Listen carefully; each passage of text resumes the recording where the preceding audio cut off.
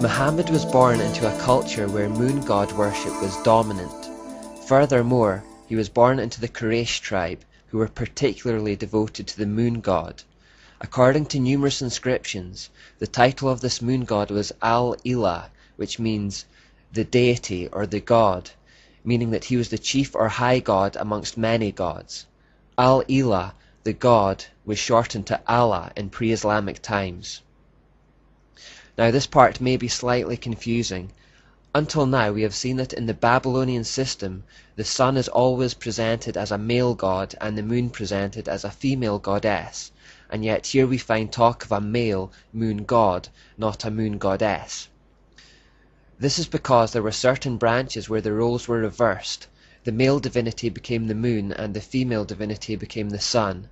This form of the mysteries was particularly prevalent in Arabia and amongst the Saxons and Norsemen of Europe. This role reversal remained widespread around Arabia in particular, long after its popularity had waned elsewhere. Echoes of this lesser-known form still exist today. For example, Cush, Nimrod's father, was worshipped as a god under the title Meni or Manai, which means the numberer. He is accredited under the Babylonian system with inventing arithmetic. Now such has been the influence of the Saxons and Norsemen in particular on Scotland, that we have a New Year festival that still exists today called Hogmanay, and this comes from Hogmanay, which means the feast of the numberer, who numbers the years. Another small example of how Babylon permeates our culture.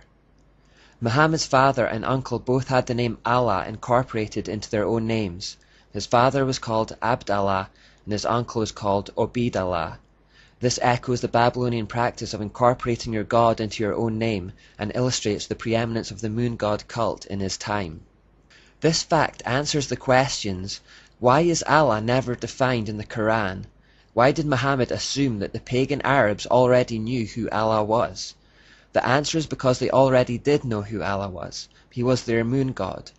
Muhammad wasn't attempting to introduce the concept of a new god in the Quran, he was merely building on the one that already existed in the area. All Muhammad did was go one step further than his fellow pagan Arabs. While they believed that Allah, the moon god, was the greatest of all gods in a whole pantheon of gods, Muhammad said that Allah was not just the greatest god amongst many, but that he was in fact the only god. In effect, he said, "Look, you already believe that the moon god Allah is the greatest of all gods. All I want you to do is accept the idea that he is the only God. I'm not taking away the Allah you already worship. I'm only taking away his wife and his daughters and all the other gods." Here is a picture of an Allah idol recovered in Arabia. Note the crescent moon on his chest. The pagan Arabs never accused Muhammad of preaching a different Allah to the one they already worshipped, and archaeological evidence proves that he was one and the same. The Encyclopedia of Religion says, Allah is a pre-Islamic name corresponding to the Babylonian Bel. Allah is nothing more than Baal again with a new name. Muhammad attempted to have it both ways though. To pagans he said that he still believed in the moon god Allah, but to the Jews and the Christians he said that Allah was their god too. In effect, it was the same technique that Catholic bishops had used to merge Christianity with paganism. Many Christians today have swallowed the lie that Allah is the same as the Christian God, when he is in fact Baal. Fortunately, Jews and Christians of that time recognized Muhammad's deceptive ideas and rejected Allah as a false god. Of course this angered Satan no end, and by consequence it angered his puppet Muhammad no end, and we know that when plan A, manipulation and flattery, fails with Satan, he quickly resorts to plan B, intimidation and persecution. We perhaps never see this more clearly than in the relationship Muhammad had with the Jews. The Quran has a distinct split personality that correlate to two periods in Muhammad's life. At the start of his life in Mecca, he was relatively obscure and had no particular type of influence. He was in a position of weakness. In the second part of his life he moved to Medina as a wealthy and powerful warlord. There he was in a position of power. So all the earlier writings from his time in Mecca are generally peaceful. This was the period when Muhammad was in a position of weakness and trying to convince the local Jews that he was a prophet of their God, the Plan A years. All the later writings from his time in Medina, after he had risen to a position of wealth and power, are full of hate and anger towards the Jews who had rejected him. These are the Plan B years. He started calling for their slaughter and waged war against them, along with anyone else who rejected him or his message. Now it's important to understand that in Islam there is a principle of abrogation. This simply means that wherever there is a contradiction between verses and the Quran contradicts itself a fair amount, the later one cancels out the earlier one. So since the violent, warring verses are the later ones from his time in Medina, they cancel out the earlier, peaceful ones from his time in Mecca. This has been a great tool of deception for Muslims, as whenever they are challenged about the violent fruits of their religion, they point to the peaceful Mecca verses. In ignorance, the average person takes them at their word, completely unaware that those verses are effectively null and void under the principle of abrogation. They have been replaced by later commands to slaughter all non-believers and conquer the world. It is Muhammad's words and actions from the Medina years that fuel Islam's never-ending hatred towards the Jews and the problems in the Middle East. It is the words and actions of Muhammad in the Medina years that encourages and condones all forms of terrorism, lying, deceit, violence, murder of non-believers, oppression and domination as a service to Allah.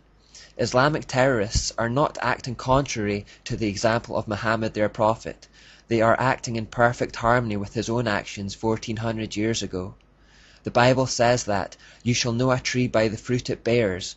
The entire history of Islam has been littered with this type of violence, and when we look at the life of Muhammad in any detail, we will discover why. It produces bad fruit because it was a bad tree with its roots in the kingdom of darkness. The following are the recorded words and deeds of Muhammad.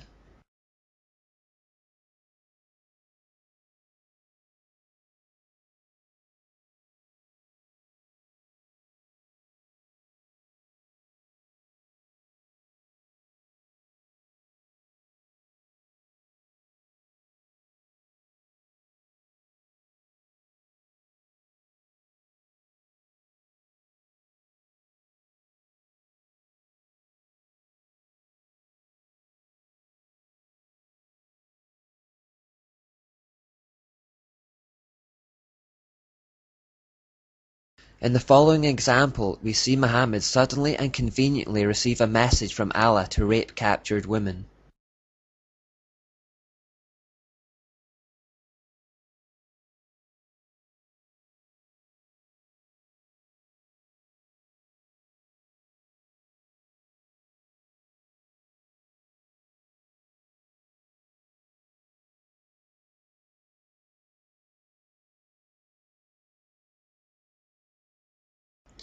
This event shows a particular audacity, permitting rape at the drop of a hat simply by conjuring a verse from Allah to support it out of thin air. Any whim or fancy that took him could be acted upon if he claimed he was doing it under divine authority or instruction. Muhammad understood what Nimrod and Semiramis understood, that spiritual authority gives temporal authority. Wherever Satan is involved, there is often a telltale hatred for the Jews, and this comes through loud and clear in Islam.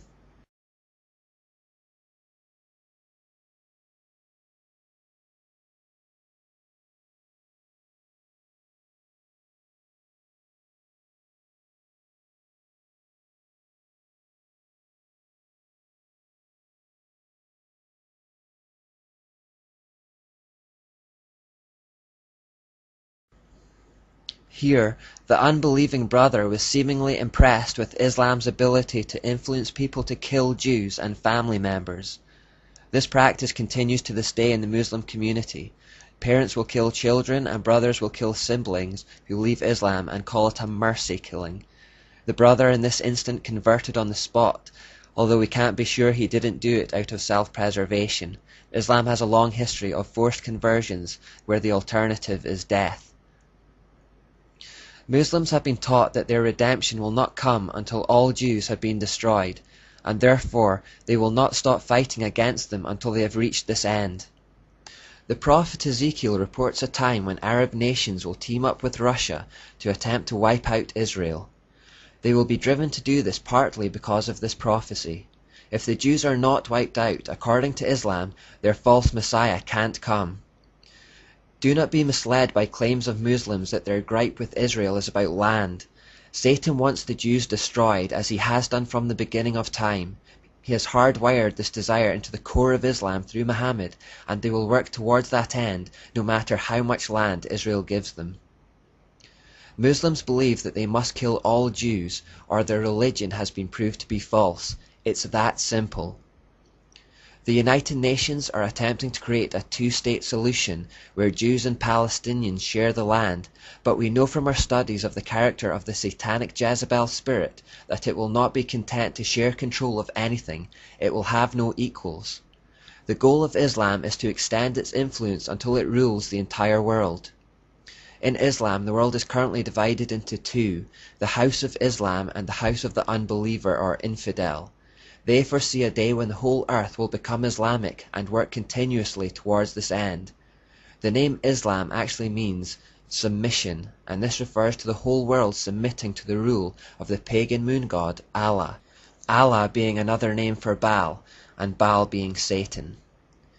They believe that world peace will only come when they have triumphed over all the so-called infidel.